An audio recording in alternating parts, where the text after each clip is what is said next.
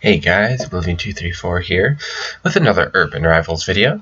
Today, some new Bloods released, and I have to say, pretty impressive overall. It's pretty good, yeah. So the way this video will work is I'll be talking about the new Bloods and comparing them kind of to how they stand to the rest of the members of their clan at the stars they are. So yeah,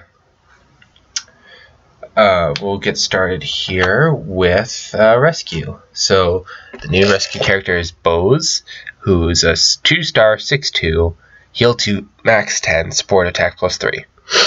So while overall not that impressive stat-wise, that ability is what makes her good.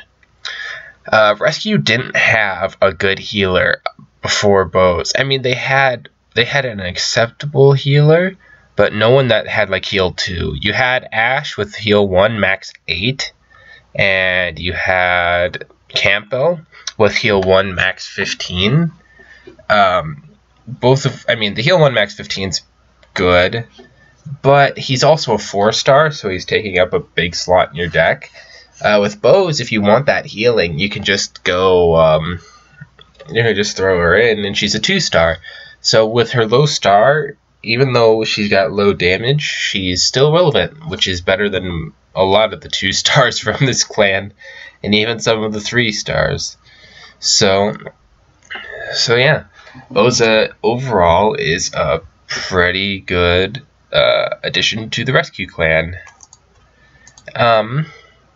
And then we're moving on to the Piranhas. The Piranhas have Mollusco, who is adorable but terrible. He's a 4/1 with ability power +6 and step opponent bonus.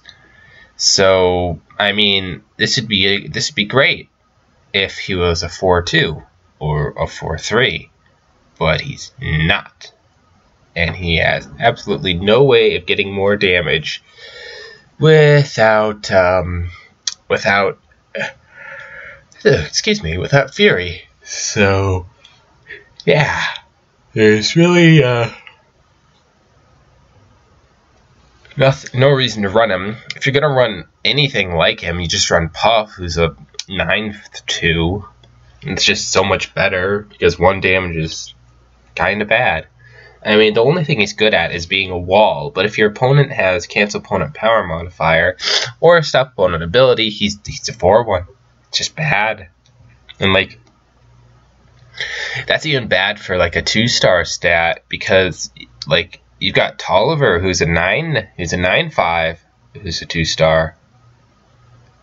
But although it's from a different clan, it's still pretty bad. Adorable, yes. Playable, no. And now moving on to what really makes this new Blood cycle exciting. First up, we're starting with Leonora, who's Hive. So her story is, she might look familiar because, yeah, she's essentially a 7/4 version of Thorpa, except in a different clan. Thorpa is an 8/5, she's a 7/4, -2 opponent pills, -2 opponent pills, using that hammer, also using that hammer. And although Thorpa goes to, a 10/7 when you have revenge, Melindra is easier to get through without revenge early, which is kind of what you want.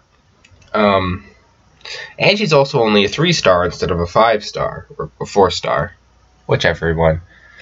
So I overall say Melindra's better, and in the Vortex clan in general, she's just really good. They're kind of lacking aggressive 3-stars. They have a really good defensive 3-star, and Vortex. Did I say Vortex? No, I meant Hive. I mean, some of your only options are a 6/5 with -3 opponent power, -6, which is pretty good, admittedly. Nebula, which has protection, power, and damage, is a 7/4. That's currently your best choice for an aggressive 3-star. And then you've got Mio, which is like a 6/5, stop opponent bonus, and Rom, which is not aggressive at all. So overall, since 3-stars are like the most populous or second most populous slot in the deck, most populous or second most, depends on what the deck's running, having a good 3-stars is really important. And yeah, Magellan is just really good because you can put very few pills into her and still win against a high star opponent, as well as just being a wall, because they don't want that getting through. So either they have to put extra pills to get through it, which is something Thorpa was missing, because although he could be a 10/6, that was deal withable, because you could stop his bonus or whatever. I mean, that still applies here, but he had no innate way of getting through without revenge other than being an 8/5. But even then, that's more deal withable. An 8/5 is more deal withable than a 7/4 with -12 opponent, or up to -15 opponent attack. So overall, very good card, good stats for this clan. 7 power is kind of hard to come by. Most everything is 6 or less, and anything that's more than 6 really is hard to use, because they have lots of different things. I mean, the best card in the clan is Manasarse, of course, but that's just a given. So overall, Melindra is a very good addition to the Rescue clan. Now to talk about the elephant in the room, Behemoth. Vortex 5-star 9/9, cancel opponent pills and life modifier. Okay, I see what you're doing here, Urban Rivals. You're reprinting Ymera, because it's literally Ymera. Except it's in a different clan. Base stats are better, and there's no downside to losing. Well, thanks for making the best 5-star in the Vortex clan now. I mean, there's some pretty strict competition. You got Dragon, who's an 8/4 with -4 opponent life and 0. I mean, you got Nayli, who's up to a 10/7. You had Nexus, which is Revenge, an 8/7 Revenge copy opponent bonus. You had Catalyst, which is now just not good, because she's an 8/6 with cancel opponent pills modifier. Oh, now I got a 9/9 with cancel opponent pills and life modifier. That's just nope. Okay. Yeah. They know what they did. Behemoth is only playable up to the Choco Muscle Arena. Here, give me 1 second. And she's also banned from turning. See, this is kind of weird to me. Why release a card to insta-ban it from tourney and pretty much ban it from ELO? Why bother? Just to get people to buy packs, I guess. It's an amazing card. It costs a million and a 1.6 cleanse to buy right now, and it's just yeah.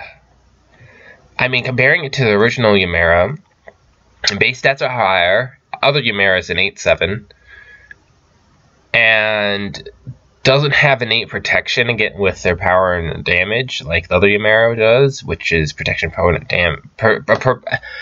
or cancel opponent power and damage modifier, which was really good. And then with the Revenge, you have a 10/9. Oh my, that's freaking scary.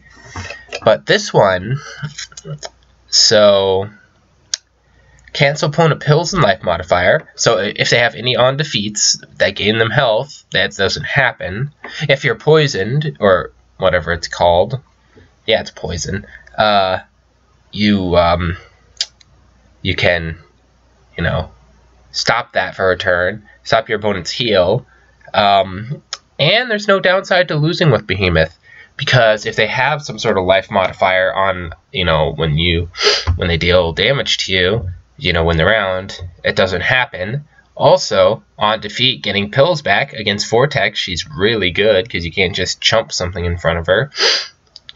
And yeah, overall, she's not as good as Leonora is, just because of the fact that Leonora is just so freaking overpowered because of the cancel opponent power and damage modifier ability on a freaking 8/7 that can be a 10/9. There's like nothing you can do against Leonora. You just hope that they don't kill you. Behemoth is a lot more manageable, but is still the best card in the Vortex clan. Well, best 5-star, I should say. Because there's nothing that even stands up to her. Like, nothing else has 9 damage or 9 power. I mean, Nayli has 10 power, but you have to have revenge. It's conditional. Behemoth just isn't conditional. Behemoth is just always good. When is a 9/9 not good? With a 9/9 with with a relevant ability and a relevant bonus. How is that never good? Or how is that not good ever? Yeah, it's crazy. So, yeah. If you're opening new blood packs, you hope you're pulling like 5 behemoths, because if you are, you're making a lot of money. Yeah, I mean, okay, I guess I understand from a story standpoint why they're doing this, because I mean, Melindra and Behemoth's stories go together, but like if the card isn't playable anywhere, it's just like, okay, it's a cool card and it costs a lot of clints, but you can't use it anywhere. But that's just my opinion. It's a really cool card, and if you pick one up, oh yeah, oh, I forgot to mention something about Behemoth too. She gets her ability at 4 stars. She's 8/7. 1 second. I think she's yeah. So she's got the stat line of the non-fury, non-revenge Leonora, but still has her ability. So yeah, you could just use Behemoth as 8/7. You could just do that for 4 stars. With 4 stars, you could just use Behemoth as a 8/7 with 4-star cancel opponent pills and life modifier, and she's still amazing. She's still one of the best 4 stars in the Vortex clan, which is crazy. That's literally just crazy. Like, how? Like, oh my! Someone just tanked Behemoth's price because they knocked 500,000 off of her price. Ha! Sorry, I'm just looking. I'm looking at their actual Urban Rivals page.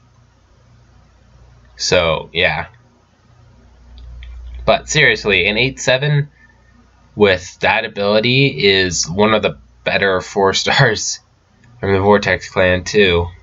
I mean, it's not the best. You got T-Gank, who's essentially Leonora, who's an 8/5 protection power. And oh wait, that's only protection, not cancel.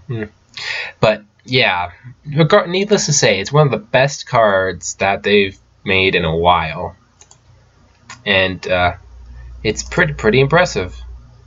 So I hope you enjoyed. If you did, leave a like. If you really loved it, subscribe. Oblivion 234 out.